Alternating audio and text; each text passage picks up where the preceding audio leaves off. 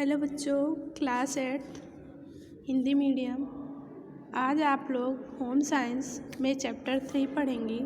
Chapter 3 का नाम है रोग प्रतिरक्षण का महत्व एवं मुख्य टीकों की जानकारी। यानी आज हम आप लोग को गृह विज्ञान में रोग प्रतिरक्षण का महत्व एवं मुख्य टीकों के बारे में बताएंगे।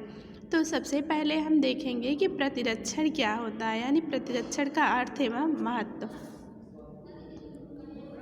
सामान्य शब्दों में बात करें, प्रतिरक्षण का अर्थ होता है बचाव या रोगों से बचाव। ठीक है। स्वास्थ्य विज्ञान की दृष्टि से हम कह सकते हैं कि विभिन्न संक्रामक रोगों से बचाव के उपाय को ही हम क्या कहते हैं, प्रतिरक्षण कहते हैं। यानी जितने भी संक्रामक रोग होते हैं उनके बचाव के लिए जो हम उपाय करते हैं उसी को हम क्या बोलते हैं, प्रतिरक्षण कहते हैं। जैसे अभी प्रेजेंट टाइम का ही ले लीजिए, कोरोना को ही देखिए। कोरोना क्या है, एक संक्रामक रोग है और इसके बचाव के जो उपाय किए जा रहे हैं, जो वैक्सीनेशन किए जा रहे हैं, उसी को हम क्या बोलते हैं, यानी संक्रामक रोगों से बचाव के जो उपाय होते हैं उसी को क्या बोलते हैं, प्रतिरक्षण बोला जाता है। रोगों का मुख्य कारण बैक्टीरिया होते हैं, आप सभी लोग को पता है। जितने भी रोग होते हैं कहीं ना कहीं कुछ रोग ऐसे संक्रामक होते हैं जिनका मुख्य कारण बैक्टीरिया होते हैं, जो जल, वायु, भोजन आदि के माध्यम से क्या करते हैं, हम मनुष्य के शरीर में प्रवेश करते हैं तथा रक्त कोशिकाओं में मिलकर व्यक्ति के रक्त को क्या कर देते हैं, संक्रामित कर देते हैं, यानी संक्रमित कर देते हैं, जिससे व्यक्ति क्या होता है, बीमार हो जाता है।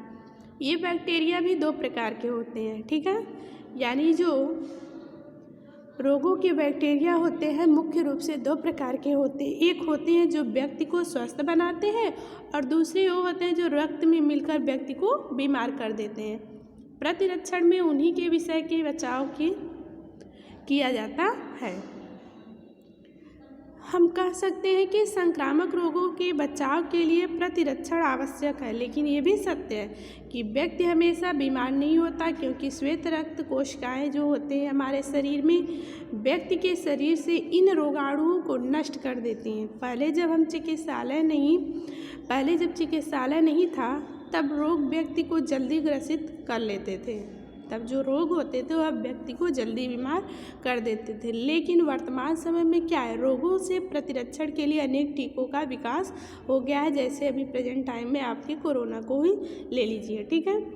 इन टीकों को लगवाने पर व्यक्ति जल्दी रोगग्रस्त नहीं होते हैं, क्योंकि उनसे लड़ने की क्षमता आ जाती है हमारे शरीर में और शरीर रोगों के रोगाणुओं को नष्ट करने में सफल हो जाते हैं।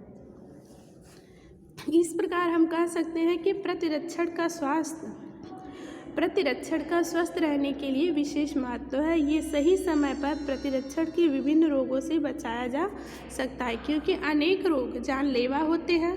बहुत सारे ऐसे रोग होते हैं जो जानलेवा होते हैं, लेकिन वर्तमान समय में चिकित्सा शास्त्र ने इतनी अधिक उन्नति कर ली है कि व्यक्ति अनेक रोगों से प्रतिरक्षण कर सकता है। वास्तव में यदि बात करें तो व्यक्ति को स्वस्थ रहने के लिए क्या है, संक्रामक रोगों से बचना जरूरी है। यदि हम स्वस्थ रहना चाह रहे हैं तो क्या करना पड़ेगा, हमको संक्रामक रोगों से बचना जरूरी है। ठीक है। संक्रामक रोगों का पूर्ण उन्मूलन कर दिया जाए।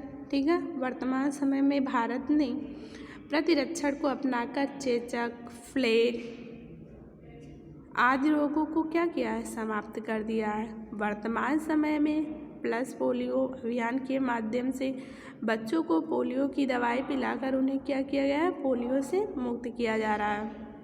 अतः यह कहा जा सकता है कि प्रतिरक्षण का महत्व बहुत अधिक है, क्योंकि रोग से ग्रसित व्यक्ति या बालक जीवन अनेक समस्याओं से युक्त हो जाता है तथा कभी कभी साधारण या रोग व्यक्ति को जीवन भर के लिए क्या करता है, अपंग बना देता है, मतलब अपाहिज कर देता है। ठीक है। रोग प्रतिरक्षण के दो प्रकार के होते हैं। एक होता है प्राकृतिक प्रतिरक्षण, एक होता है आपका प्राकृतिक प्रतिरक्षण और दूसरा होता है कृत्रिम प्रतिरक्षण। ठीक है। प्रकृति द्वारा प्रदत्त जो रोगों से लड़ने की हमको क्षमता मिलती है उसे हम कहते हैं प्राकृतिक प्रतिरक्षण। प्राकृतिक प्रतिरक्षण क्षमता शिशु के जन्म के समय ही उसके शरीर में विद्यमान होती है यह इसके वृद्धि विकास पर निर्भर करती हैं। उचित वृद्धि विकास यह ज्यों की त्यों बनी रहती है, किंतु लालन पालन में अनदेखी या लापरवाही से इसमें क्या होता है, गिरावट का अनुभव किया जाना स्वाभाविक हो जाता है। और दूसरा जो हमारा प्रतिरक्षण होता है वो होता है कृत्रिम प्रतिरक्षण। इस प्रकार के रोगों से लड़ने की जो क्षमता होती है वो कृत्रिम यानी अर्जित, जिसको हम स्वयं प्राप्त करते हैं उस क्षमता को अर्जित प्रतिरक्षण क्षमता भी कहा जाता है। ये जन्मजात नहीं होते हैं। पहली बात, इसे मनुष्य प्राप्त करने के लिए कुछ उपाय करते हैं। इन्हीं उपायों को विकसित करने के लिए किसी योग्य चिकित्सक की सलाह पर भी विभिन्न टीके या दवाइयों का सेवन करना होता है, जिससे हम रोगों से या संक्रामक रोगों से बच सकते हैं। इसी को हम कहते हैं कृत्रिम प्रतिरक्षण। ठीक है। यदि हम बात करें रोग प्रतिरक्षण के उपाय एवं टीकों की, तो रोग प्रतिरक्षण के उपायों का सबसे सरल तथा सुरक्षित उपाय रोगों के बचाव के टीके हैं। टीका या इंजेक्शन पद्धति का विकास ही रोग प्रतिरक्षण के सिद्धांत पर ही हुआ है। इस प्रकृति में रोग प्रतिरोधक या प्रतिरक्षण क्षमता को विकसित करने का मुख्य लक्ष्य शरीर से पहले से ही रोगों से लड़ने की क्षमता को विकसित करना। इसके अंतर्गत कुछ रोगाणु के टीके अथवा इंजेक्शन के माध्यम से सीमित मात्रा में शरीर में प्रवेश करा दिया जाता है। ठीक है। इनकी मात्रा इतनी सीमित रखी जाती है कि रोग की अस्थायी स्थिति उत्पन्न ना हो सके, किंतु इनसे रोगाणुओं से संघर्ष करने की शक्ति अतिरिक्त क्षमता का भी विकास किया जाता है। इस प्रकार रोग के बचाव के लिए जो कृत्रिम रोग प्रतिरक्षण क्षमता का विकास हो जाता है। अब यहाँ आप लोग देखेंगे कि कैसे एक बच्चे को रोगों से लड़ने की क्षमता कृत्रिम विधि द्वारा उसके अंदर यानी इंजेक्शन द्वारा उसके अंदर पैदा किया जाता है। ठीक है। टीके की बात किया जाए तो शरीर के रोगों से लड़ने की क्षमता को जन्म से ही विकसित कर लेना पड़ता है। इसके लिए आयु तथा अवस्था के अनुसार चिकित्साविदों ने अनेक टीकों की व्यवस्था की है। इनका सामान्य विवरण भी हम बताएंगे आप लोग को। जैसे आप ले लीजिए BCG का टीका। क्या है BCG का टीका? BCG का जो टीका होता है वो भयंकर रोग TB या तपेदिक के प्रतिरक्षण के लिए दिया जाता है, यानी उनसे बचाव के लिए। यह इंजेक्शन के माध्यम से दिया जाने वाला टीका है। इसे जन्म के 24 घंटे के अंदर शिशु को दिया जाता है। BCG का टीका याद रहे, जन्म जैसे ही एक बच्चा जन्म लेता है उसके ठीक 24 घंटे के अंदर उसको फर्स्ट टीका BCG का ही दिया जाता है। ठीक है। यह टीका शिशु को काफ़ी दर्द होता है इस टीके से, लेकिन इसे जीवन में केवल एक बार ही दिया जाता है। यह टीका शिशु के दाहिनी बाँह के ऊपर और लगाया जाता है, जिसको हम BCG का टीका बोलते हैं। ठीक है।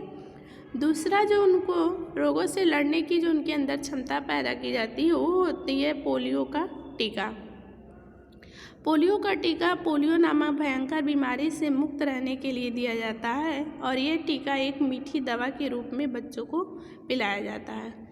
यह टीका जन्म के उपरांत यथाशीघ्र शिशु को दे देना चाहिए। इसकी खुराक समय समय पर बच्चों को पिलाते रहना चाहिए। इस दवा की अंतिम खुराक 5 वर्ष की आयु तक ही दी जानी चाहिए। ठीक है।